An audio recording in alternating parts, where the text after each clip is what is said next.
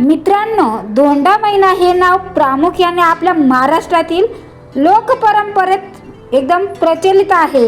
अधिक मासाला काही भागात धोंडा महिना असे म्हणतात आणि ज्या महिन्याला लोकांनी धोंडा महिना म्हणून कमी लेखलं, धोंडा म्हणजे दगड, त्याच महिन्याला भगवान विष्णूंनी पुरुषोत्तम मास म्हणून सर्वोच्च असं मान दिला अशी आख्यायिका सांगितली जाते.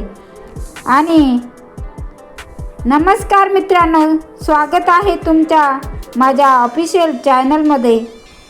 आज मी तुम्हाला एक अतिशय सुंदर, भावनिक आणि विचार करायला लावणारा माझा अनुभव सांगणार आहे. आणि आजचा हा अधिक मास का साजरी केला जातो, त्याच्या मागचा इतिहास काय आहे, रहस्य काय आहे, हे सुद्धा आज मी तुम्हाला माझ्या व्हिडिओतून सांगणार आहे. मित्रांनो, अधिक मास ज्याला अनेक ठिकाणी धोंडा महिना किंवा पुरुषोत्तम मास असेही म्हणतात, या पवित्र महिन्यात माझ्या लहान मुलीने माझी ओटी भरली. क्षणभर मला एकदम आश्चर्य वाटलं बरं का. कारण आपण नेहमी ऐकतो की आई मुलीची ओटी भरते किंवा लग्न झालेली मुलगी भरते, सासू सुनेची ओटी भरते किंवा आपण दुसऱ्या कोणत्याही महिलेची ओटी भरू शकतो. वडीलधारी मंडळी आपल्याला आशीर्वाद देतात, त्या मागच्या या एक चांगल्या भावना आहेत. पण जेव्हा एक लहान मुलगी प्रेमाने आपल्या आईची ओटी भरते, तेव्हा मला जाणवले की परंपरेपेक्षा मोठी गोष्ट म्हणजे भावना असते. चला तर मग जाणून घेऊया या प्रसंगामागील भावनिक आणि धार्मिक आणि सांस्कृतिक महत्त्व सत्य काय आहे.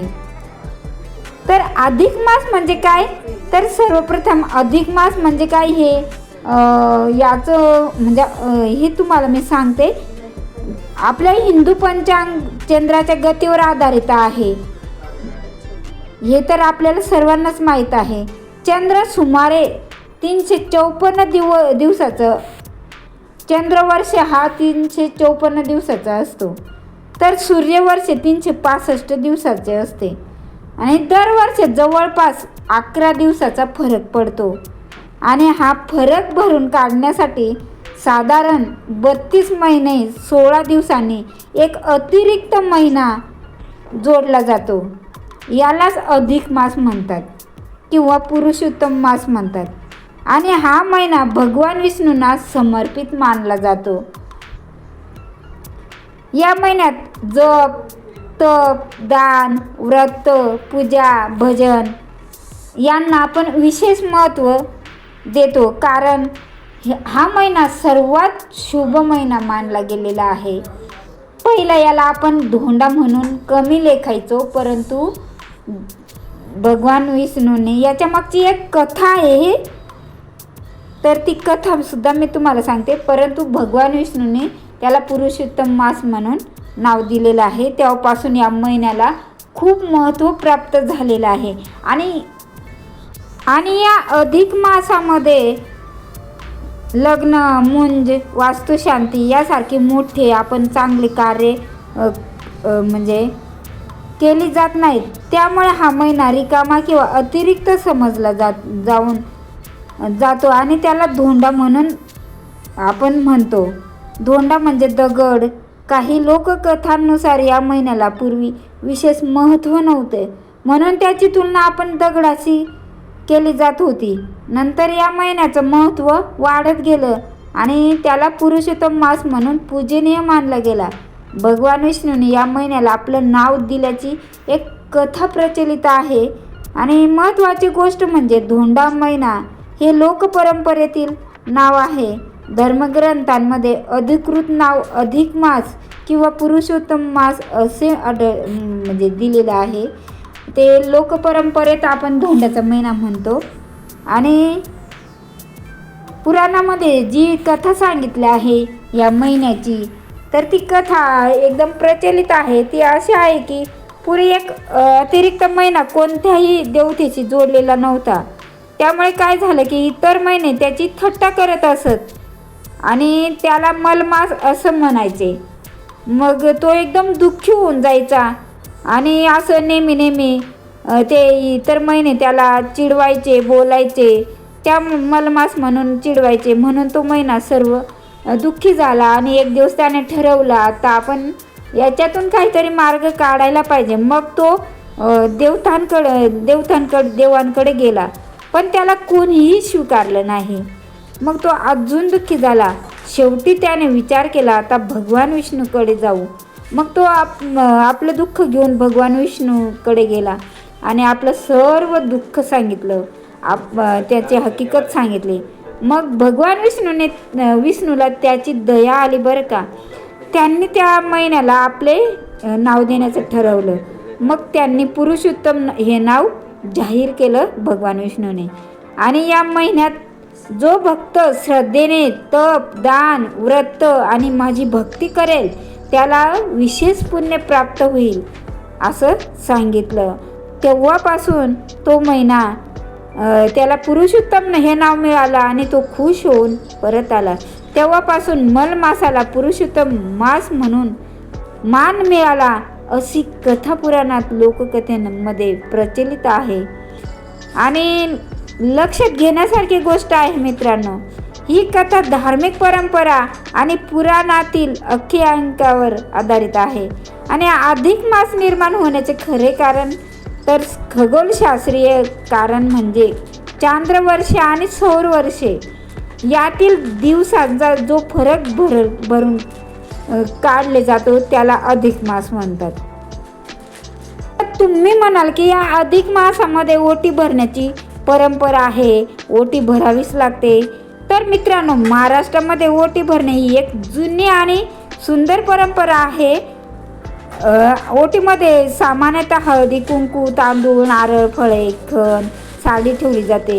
या मागचा उद्देश असाच आहे की सौभाग्य, समृद्धी आणि शुभेच्छा देणे. हीच यामागची धारणा आहे. असं कुठे काही पुराणात म्हटलेले नाही की ती सक्तीचीच आहे. ती एक लोकपरंपरा आहे. ती परंपरेनुसार चालत आलेली आहे. अधिक मासात अनेक भागामध्ये मुली आणि जावयाला धोंड्याच्या महिन्यात जेवायला बोलवतात आणि त्यांना भेटवस्तू म्हणून सोनं, नाणं, दागिने, कपडे देतात. अशी प्रथा परंपरेने चालत आलेली आहे. असं काही कुठे कोणत्या शास्त्रात म्हटलेले नाही की धोंड्याच्या महिन्यात जेवायला अंगठी करावीच लागते, कपडे घ्यावेच लागतात, जेवायला बोलावेच लागतात. ही एक चुकीची प्रथा आहे, गोष्ट आहे. ते आपण ज्याच्या त्याच्या आवश्यकतेनुसार, ज्याच्या त्याच्या यथाशक्तीनुसार करायचे असते. करायलाच पाहिजे असं काही नाही, परंतु तो एक भाव आहे, एक चांगला म्हणजे चांगली परंपरा आहे. त्यातून नातेसंबंध पक्के होतात. मात्र ही धार्मिक सक्ती कोणालाही नाही, ती एक फक्त परंपरा आहे, हे तुम्ही लक्षात ठेवा. आणि तुम्हाला मित्रांनो, मी आज या व्हिडिओच्या निमित्ताने हा जो अधिक मास, त्याचा इतिहास काय आहे ते तर मी तुम्हाला सांगितलं आहे. तर माझ्या आयुष्यात घडलेला एक सुंदर असं क्षण मी तुम्हाला सांगते या निमित्ताने. आता अधिक मास सुरू होत आहे आणि घरात पूजा, नामस्मरण आणि धार्मिक वातावरण निर्माण होत असतो. मी रोज दिवाबत्ती वगैरे आरती करताना मी स्तोत्र वगैरे म्हणत असते. असंच एक दिवस माझी लहान मुलगी आठवीला आहे, ती माझ्याजवळ आली आणि मला म्हणाली, तिच्या हातात ओटी भरण्याचं साहित्य होते. ती अगदी निरागसपणे हसली आणि म्हणाली, आई इकडे ये. आई, आज मी तुझी ओटी भरणार आहे, तू तयारी कर बरं, अगोदर चांगली साडी घाल. आणि त्या क्षणी मी काही क्षण एकदम निशब्द झाली, कारण हा प्रसंग माझ्यासाठी एकदम वेगळा होता. पण तिच्या डोळ्यांमध्ये जे प्रेम होतं, निरागसता होती आणि मनापासून व्यक्त केलेला माझ्याबद्दलचा आदर होता, ते पाहून मला खूपच असं मन भरून आलं. म्हणजे मला कळालं की भावना ही परंपरेपेक्षा नक्कीच मोठी असते. आपल्या समाजात अनेक परंपरा आहेत, त्याचा आदर केला पाहिजे, परंतु प्रत्येक परंपरेचा आत्मा काय आहे ते आपण समजून घेतलेलं पाहिजे. प्रेम, आदर, कृतज्ञता हे आपण जाणून घेतलं पाहिजे. माझ्या मुलीनं ओटी भरताना हेच मला व्यक्त करून दाखवलं. ती कोणती मोठी धार्मिक विधी करत नव्हती, ती फक्त आपल्या आईबद्दलचं प्रेम तिने व्यक्त केलं. आणि नक्कीच आई आणि मुलींमधचं हे एक चांगलं प्रेमाचं भाव निर्माण होत असतो, अजून घट्ट होत असतं. आणि नक्कीच मित्रांनो, हे अतिशय मला ही गोष्ट आवडली. अनेकांना मग धार्मिक दृष्टिकोन, आता मी काय तसं मानत नाही, एक ही काही असं परंपरेत सांगितलेली धार्मिकमध्ये किंवा ग्रंथात सांगितलं आहे असं काही नाही. त्यामुळे अनेकांना प्रश्न पडतो की लहान मुलीने आईची ओटी भरली तर चालते का? तर याबाबत कोणताही असं धार्मिक निषेध कुठेही आढळत नाही. त्यामुळे मी असं काही मानतच नाही. कारण ओटी भरण्यामागे एक शुभेच्छा असते, मंगल भावना असते, देव भावना असते. आणि देव फक्त भाव पाहत असतो. विधीपेक्षा मनातील श्रद्धेला अधिक महत्त्व दिले जाते. म्हणून मला ही गोष्ट माझ्या मुलीकडून शिकण्यासारखं आहे. लहान मुले आपल्याला खूपच काही शिकवतात. कधी कधी मोठ्यांनी सुद्धा लहानांपासून चांगल्या गोष्टी घ्यायच्या असतात. त्यांच्यात भेदभाव नसतो, अहंकार नसतो, एकदम निस्वार्थी मन असतो आणि त्यांना फक्त प्रेम माहीत असतं. माझ्या मुलीनं मला शिकवलं की प्रेम व्यक्त करण्यासाठी मोठे होण्याची गरज नसते, मन मोठं असले की पुरेसं असतं. खरं आहे का मित्रांनो? तुम्हाला माझा व्हिडिओ जर आवडत असेल तर नक्की लाईक करा, कमेंट करा. आजच्या काळातील जर ही गरज आहे की आज अनेक कुटुंबात नाती दुरावत चालले आहेत. मोबाईल याच्यामुळे व्यस्त जीवन आणि स्पर्धेमुळे संवाद कमी झालेला आहे. आणि आपल्याला हे आज दिसतं आहे, प्रत्येक घरात फक्त मोबाईल याच्यामुळे एकमेकापासून आपण दूर जात आहोत. या मोबाईलच्या युगामध्ये हा फक्त एक विधी नसून त्यांच्या नात्याची एक जपवणूक आहे. म्हणून ओटी भरली जाते आणि त्यातून एक नातं जपलं जातं. आणि मित्रांनो, तुम्हाला मी आज एक संदेश देऊ इच्छिते की अधिक मास आपल्याला फक्त धार्मिकतेचा संदेश देत नाही, तो आपल्याला प्रेम, दया, सेवा आणि कृतज्ञतेची आठवण करून देतो. आणि आपल्या मुलीने भरलेली ओटी माझ्यासाठी सोन्या चांदीपेक्षा अधिक मौल्यवान आहे, कारण त्यात तिचं प्रेम भरलेलं होतं. मित्रांनो, तुमच्या आयुष्यातही असं काही भावनिक क्षण घडला असतील तर आम्हाला नक्की सांगा.